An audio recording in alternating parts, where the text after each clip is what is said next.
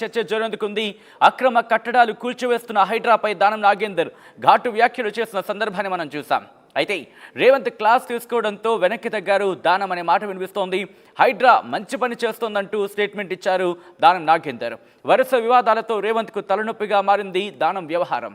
పనికొస్తాడనుకుంటే పరువు తీస్తున్నాడని దానంపై రేవంత్ ఆగ్రహం అయ్యారా అంటే పార్టీలో అంతర్గతంగా అటువంటి చర్చ జరుగుతోంది. ఇక సీనియర్లు వద్దన్న దానంను పార్టీలో చేర్చుకోవడంపై రేవంత్ అంతర్మథనానికి గురవుతున్నారా అంటే అటువంటి చర్చ జరుగుతున్నట్టుగా పార్టీలో తెలుస్తోంది. దీంతో పాటు దానంకు గుడ్ బై చెప్పే ఆలోచనలో రేవంత్ ఉన్నారా అంటే అంతర్గతంగా మాత్రం అటువంటి చర్చ జోరందుకుంది. ముఖ్యంగా దానం నాగేందర్ ఇప్పుడు గుడ్ బై చెప్పబోతున్నారా? హైడ్రా వ్యవహారంలో రేవంత్ సీరియస్ అయ్యారా? ప్రెసెంట్ ఈ చర్చే పార్టీలో జోరందుకుంది. దానం నాగేందర్పై ముఖ్యమంత్రి రేవంత్ రెడ్డి సీరియస్ అయినట్టుగా తెలుస్తోంది. అక్రమ కట్టడాలు కూల్చివేస్తున్న హైడ్రాపై దానం నాగేందర్ ఘాటు వ్యాఖ్యలు చేసిన సందర్భాన్ని మనం చూసాం. ఆ తర్వాత రేవంత్ క్లాస్ తీసుకోవడంతోనే ఆయన వెనక్కు తగ్గారు అనే చర్చ కూడా జోరందుకుంది. హైడ్రా మంచి పని చేస్తోందంటూ ఆయన స్టేట్మెంట్ ఇచ్చిన సందర్భాన్ని కూడా మనం చూసాం. అయితే ఈ వరుస వివాదాలతో రేవంత్కు దానం వ్యవహారం తలనొప్పిగా మారిందా అంటే అటువంటి చర్చ జోరందుకుంది పార్టీలో. ఈ నేపథ్యంలో ప్రస్తుతం ఏం జరగబోతోంది? దానం నాగేందర్ పార్టీని వీడబోతున్నారా లేకపోతే రేవంత్ ఎటువంటి వ్యూహంలో ఉన్నారు? దానం విషయంలో ఏం జరుగుతుంది తెలుసుకుందాం. మా ప్రతినిధి మధు అప్డేట్స్ అందించేందుకు లైవ్లో సిద్ధంగా ఉన్నారు. మధు, దానం వ్యవహారంలో ఇప్పుడు రేవంత్ సీరియస్ అయినట్టుగా తెలుస్తోంది. ఇన్ఫాక్ట్ హైడ్రా విషయంలో ఆయన గతంలో చేసిన స్టేట్మెంట్ మనం చూసాం, ప్రస్తుతం ఆయన చేసిన స్టేట్మెంట్ చూసాం. ఏం జరుగుతోంది ఇప్పుడు? దానం నాగేందర్ పార్టీలో కంటిన్యూ అవుతారా? ఎగ్జాక్ట్లీ, నిజంగానే జిహెచ్ఎంసీలో ఒక్క సీటు కూడా బీఆర్ఎస్ గెలవకపోవడంతో దానం నాగేందర్ని పార్టీలోకి ఆహ్వానించారు. డైరెక్ట్గా ముఖ్యమంత్రి సమక్షంలోనే దీపాదాస్ మున్షి కాంగ్రెస్ పార్టీ ఇన్ఛార్జ్ కండువా కప్పి పార్టీలోకి ఆహ్వానించారు. తర్వాత సికింద్రాబాద్ ఎంపీ టికెట్ కూడా ఇచ్చారు. కానీ అంతవరకు ఓకే. కానీ తర్వాత జరుగుతున్న పరిణామాలు కాంగ్రెస్ పార్టీకి తలనొప్పిగా మారాయి. దానం నాగేందర్ వ్యవహరిస్తున్నటువంటి వ్యవహార శైలితో ప్రస్తుత అధికార కాంగ్రెస్ పార్టీకి తలనొప్పిగా మారడంతో రేవంత్ దానం నాగేందర్ని పిలిచి క్లాస్ తీసుకున్నట్టుగా ప్రస్తుతం పార్టీ వర్గాల్లో తీవ్రంగా చర్చ కొనసాగుతూ ఉంది. అప్పటి నుంచి దానం సైలెంట్ అయిపోయారు. కానీ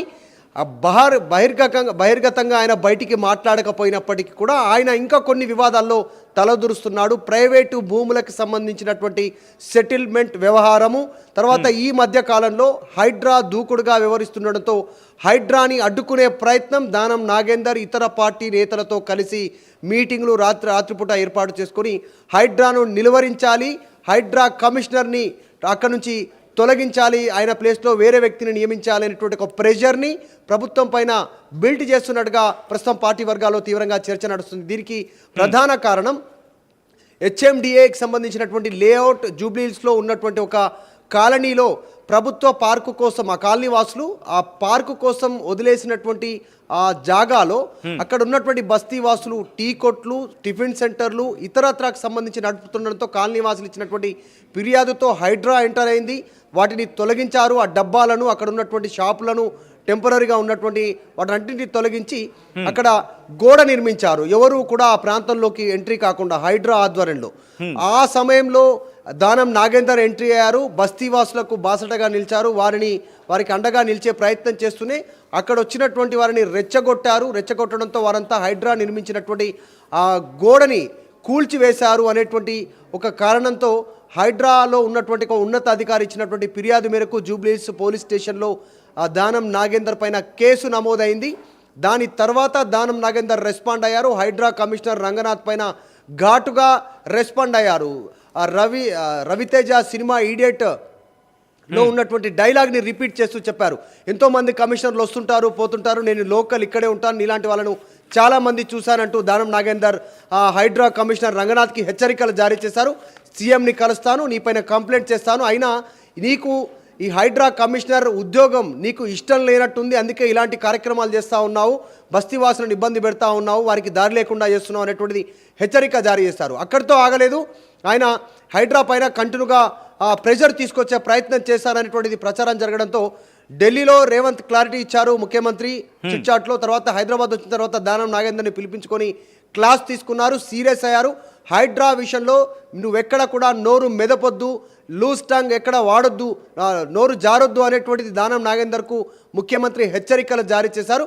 చేసిన తర్వాత నుంచి దానం నాగేందర్ బయటికి చెప్పట్లేదు హైడ్రా గురించి. కానీ ఇంటర్నల్గా ఎంఐఎం పార్టీకి సంబంధించిన నాయకులతో రహస్య మీటింగ్ ఏర్పాటు చేసుకొని అధికార కాంగ్రెస్ పార్టీ నాయకులకు సీనియర్లకు సమాచారం లేకుండానే ఆయన కాంగ్రెస్ ప్రభుత్వం పైన అంటే డైరెక్ట్గా రేవంత్ రెడ్డి పైన ప్రెషర్ బిల్డ్ చేసే కార్యక్రమం చేస్తూ ఉన్నారనేటువంటిది ప్రచారం జరుగుతూ ఉంది. సో కాబట్టి అంటే ఇటువంటి తరుణంలో ఇప్పుడు ఆయన పార్టీలోనే ఉంటూ తన వ్యవహారాన్ని నడిపించుకునే ప్రయత్నం చేస్తున్నారని చర్చ జరుగుతుందా, లేకపోతే ఈ నేపథ్యంలో ఇటు పార్టీ నుంచి బయటికి రావాలని ఆలోచనలు ఉన్నారా, లేకపోతే కాంగ్రెస్ పార్టీ ఈయన వ్యవహారంలో విసిగిపోయిందా? ఎటువంటి చర్చ జరుగుతోంది?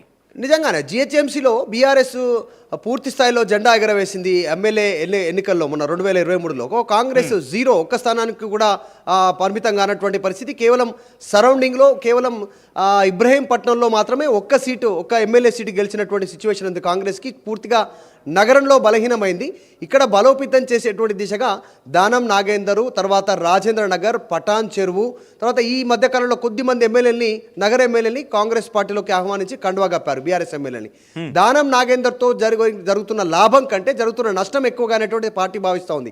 రీసెంట్గా హైడ్రా పైన చేసినటువంటి కామెంట్స్, అసెంబ్లీలో చేసినటువంటి కామెంట్స్ కావచ్చు, గతంలో కేటీఆర్ పైన చేసినటువంటి కామెంట్స్ కావచ్చు, ఇవన్నీ పార్టీకి నెగిటివ్ అవుతున్నాయి. ఇవన్నీ కాకుండా ప్రైవేట్ భూముల ల్యాండ్ సెటిల్మెంట్కి సంబంధించినటువంటి ఆ భూముల సెటిల్మెంట్లలో దానం నాగేందర్ ఇన్వాల్వ్ అవుతున్నారు. స్థానికంగా అధికారులను ఆయన ఇబ్బంది పెడతా ఉన్నారు, ప్రెజరైజ్ చేస్తూ ఉన్నారు అనేటువంటిది కాంగ్రెస్ పార్టీ నాయకత్వానికి, రాష్ట్ర నాయకత్వం దృష్టికి వెళ్ళడంతో ప్రస్తుతం దీనిపైన చర్చ కొనసాగుతూ ఉంది. త్వరలోనే దానం నాగేందర్ని వదిలించుకునే ప్రయత్నం కూడా చేయొచ్చు కాంగ్రెస్ పార్టీ. ఎందుకంటే సీనియర్లు గతంలో చెప్పారు, సీనియర్లు కాంగ్రెస్ పార్టీలోకి వద్దు, దానం వ్యవహార శైలి ఎవరి మాట వినడు దానం నాగేందర్ అనేటువంటి గతంలో హెచ్చరించిన ముఖ్యమంత్రి ఆహ్వానించి పార్టీలో చేర్చుకున్నారు. ఇప్పుడు పార్టీకి నష్టం జరుగుతూ ఉంది. రానున్న రోజుల్లో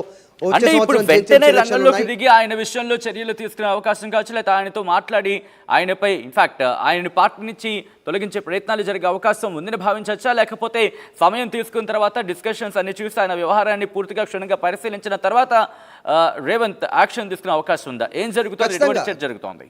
ఖచ్చితంగా స్పీకర్ పరిధిలో ఉంది ప్రస్తుతం ఆ అంశం. ఎందుకంటే అనర్హత పిటిషన్ వేశారు హైకోర్టులో, తర్వాత సుప్రీంకోర్టుకు వెళ్లే ప్రయత్నం చేస్తూ ఉన్నారు బీఆర్ఎస్ పార్టీ నాయకులు. ఎందుకంటే బీఆర్ఎస్ పార్టీ బీఫామ్ పైన దానం నాగేందర్ గెలిచి అసలు రాజీనామా చేయకుండానే, పార్టీ సభ్యత్వానికి ఎమ్మెల్యే పదవికి రాజీనామా చేయకుండానే ఆయన కాంగ్రెస్ పార్టీ గుర్తుపైన ఎంపీగా పోటీ చేశారు సికింద్రాబాద్ నుంచి, ఓడిపోయినప్పటికీ కూడా.